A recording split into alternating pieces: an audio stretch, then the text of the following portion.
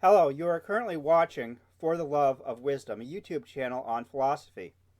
And in this video, we're going to be taking a look at an argument for anti-natalism from a book called Better Never to Have Been, The Harm of Coming into Existence by David Benatar.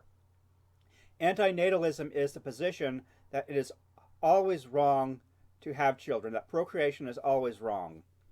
And David Benatar is claiming here that coming into existence is always such a serious harm to people that procreation is always wrong. So let me give you a basic idea of what he's arguing here. He claims that there is an asymmetry between pain and pleasure. And he has this table here where he talks about two different scenarios, scenario A and scenario B. In scenario A, someone exists. And as scenario B, we have someone who doesn't exist, who will never exist, actually. And so here we have, in one, the presence of pain, and he says that's bad. And he says, in two, presence of pleasure, that's good. And so we have symmetry between 1 and 2. Bad on the one hand, good on the other. But over here in scenario B, he says that the absence of pain is good and the absence of pleasure is not bad. And this is different. Here there appears to be an asymmetry between pleasure and pain as he sets things up here. If it were good and bad, that would be symmetrical and there would be no asymmetry. Or if it were not good and not bad, that would be symmetrical and there would be no asymmetry. Now he claims that 1 and 2 are uncontroversial, and he argues at a little bit greater length for 3 and 4. So I'm going to explain what he's doing here. But before I do that, let me pause to tell you what my credentials are for talking about this.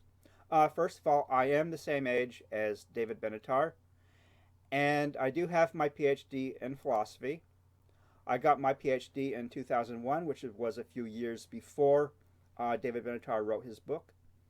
And you'll find a link to my dissertation in this video and down below in the description. And you can go take a look at that if you like to.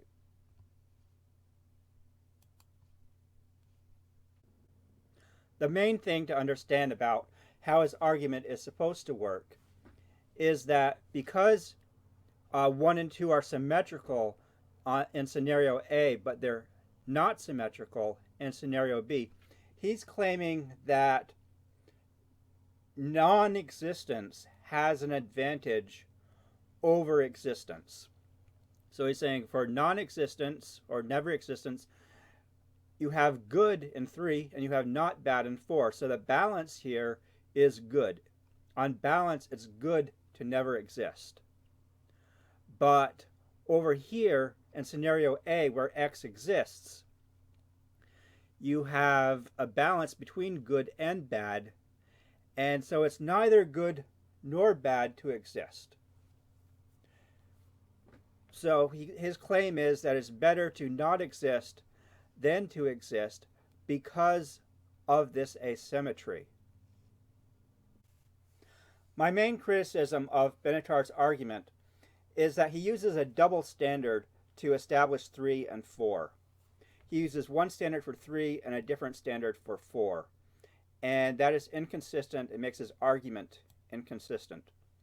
Okay, first of all, I want to point out that when he says the absence of pain is good for the never existent, he is not using that in a literal sense. Let me quote to you what he says in his book. He says, "I shall not claim that the never existent literally are better off. Instead, I shall argue that coming into existence is always bad for those who come into existence. In other words, although we may not be able to say of the never existent that never existing is good for them, we can say of the existent that existence is bad for them." So, going back up here, he is not using a literal sense of good when he's talking about the absence of pain in 3. Although he is using a literal sense of good when he's talking about the presence of pleasure in 2, and he's using a literal sense of bad when he's talking about the presence of pain in 1 or the absence of pleasure in 4. Okay, and now let me quote to you what he says about the meaning of 3. He says, Claim 3 says that this absence is good when judged in terms of the interests of the person who would have otherwise existed. We may not know who that person would have been, but we can say that whoever that person would have been, the avoidance of his or her pains is good when judged in terms of his or her potential interests. And all the emphases here are mine. And what he's saying here is that 3 is a counterfactual claim. When he says that the absence of pain is good for the never existent, he's speaking counterfactually, whereas in all the other 3 quadrants, he's speaking literally.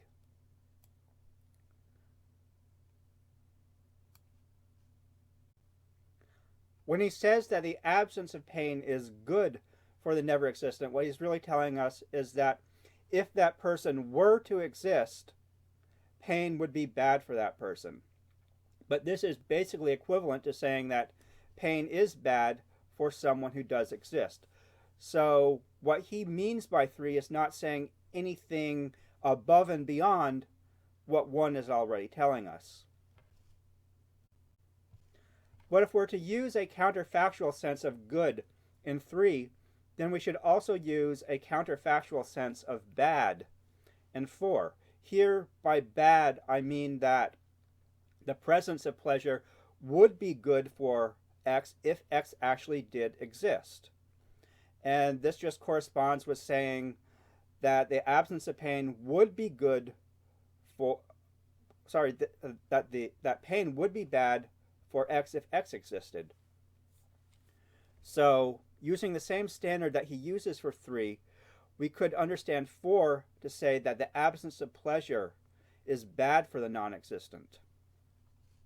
So why does he think that there should be an asymmetry between 3 and 4, that they should be saying different things? He tells us that the absence of bad things, such as pain, is good, even if there is nobody to enjoy that good, whereas the absence of good things, such as pleasure, is bad only if there is somebody who is deprived of these good things. But by what standard could he be making this distinction? One possibility is that he's talking about impersonal goodness and impersonal badness, saying that it's impersonally good that non-existent people are not suffering, but it's not impersonally bad that never existing people are not feeling pleasure. But this is not what he means. Elizabeth Harman had considered this idea, and she reports that David Benatar tells me he intends that the asymmetry be read as entirely about goodness and badness for the person who would have been created, and not at all as about impersonal goodness and badness. Here's what Benatar says to justify this distinction. He says, if the absence of pleasure in scenario B is bad rather than not bad, then we should have to regret for X's sake that X did not come into existence, but it is not regrettable. Okay, well, I basically disagree with this. I believe that, let's say, there are certain never existing people who could have experienced great pleasure in life. They could have lived exceedingly wonderful lives. We don't know who they are or anything about them, but they're probably out there. And we could say, we regret that these particular never existing people, the ones who would have experienced life really greatly, were never born. And I don't see how that's any different than any different than feeling relief that some never existent people who are never born are not suffering from pain. While I think that this table is better because it uses the same standard for 3 and for 4, there is a problem with it. And the problem is that it uses a different sense of good and bad in scenario B than it uses in scenario A. In scenario A, good and bad are used in a literal sense. But in scenario B, good and bad are used in a counterfactual sense. And basically, this commits the fallacy of equivocation because it's using the same word in different senses. When an argument commits the fallacy of equivocation, it looks like it's a valid argument, but because it uses a different meaning for the same word each time, its premises don't actually connect up, and the conclusion does not validly follow from them. And this is a problem for the main version of his asymmetry here, the one where it actually is an asymmetry. We have the absence of pain here, good, but it's good in a counterfactual sense, and that cannot be compared with bad in a literal sense, or with good in a literal sense, or with not bad in a literal sense. And so, even if he can support this asymmetry, and I don't believe he can, but even if he can, it does not logically imply anything about it being harmful to come into existence or about procreation being bad. It just doesn't follow from his asymmetry, given that he is equivocating on the meaning of good, using it in a different sense in 3 than he is in 2. And let's now turn to the standard he uses to argue for 4, for the absence of pleasure being not bad.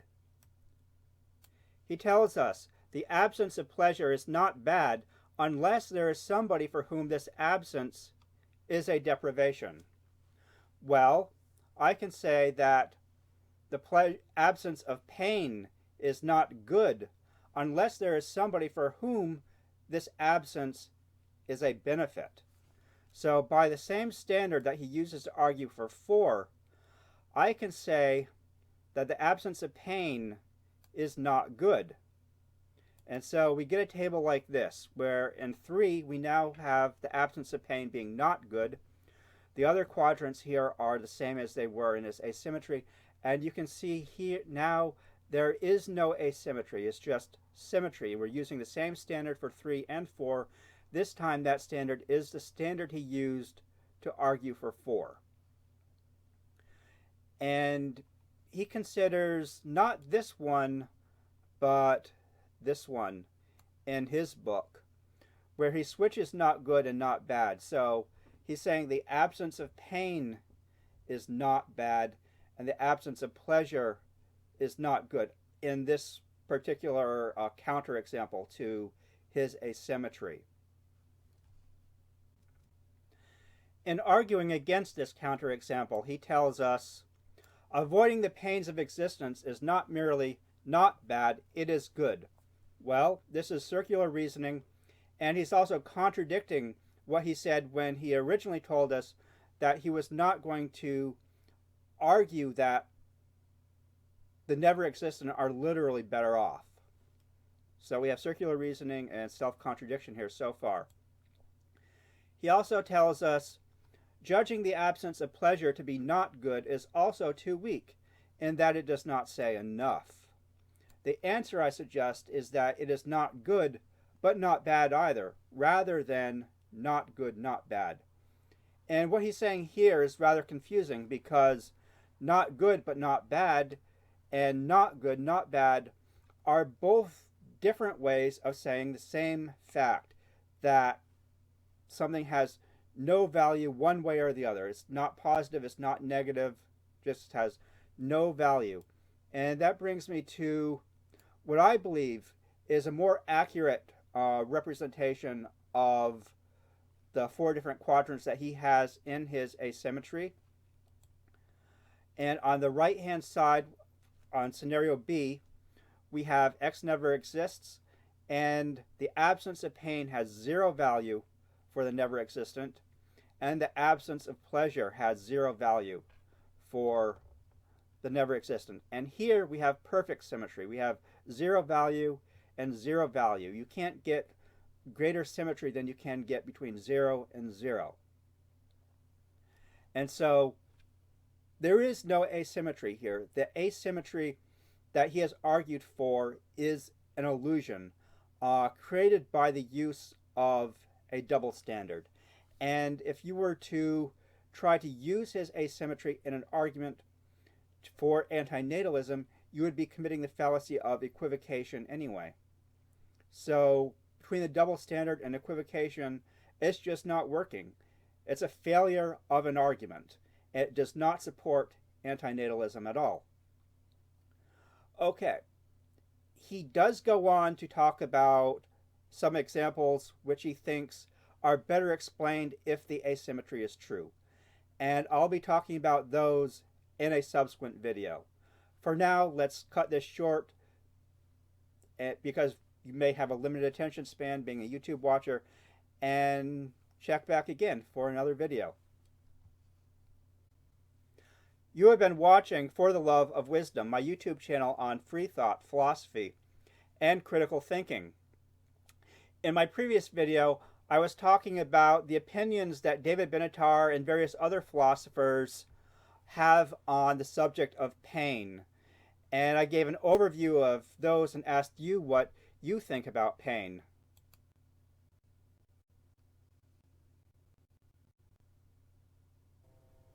Hello, you're watching For the Love of Wisdom. And as you may be able to tell by the fiery worms crawling around my face and the fiery arrow that's through my head, I'm currently in excruciating pain. And that brings me to the subject of this video. We're going to be looking at the question, what do you think about pain? And this is a video in which I'm just going to present some different ideas about how different philosophers deal with pain. And I'm going to ask you what you think. So tell me down below in the comments what you think about pain. And here's a video I did on original sin and the fallacy of equivocation. In my previous video on original sin, I distinguished between two kinds of evil. One is an inherent sinful nature that drives us toward doing evil. And the other is the idea that evil is a privation. There's nothing inside us driving us toward evil. Rather, we are simply imperfect beings. And because we are imperfect, we are imperfectly good. And we just cannot do good all the time. We often fail at doing good. And that is what's... And if you like this video, please remember to favorite it or share it or like it in order to spread word of this video to other people. Thank you for watching, and check back again for more videos in the future.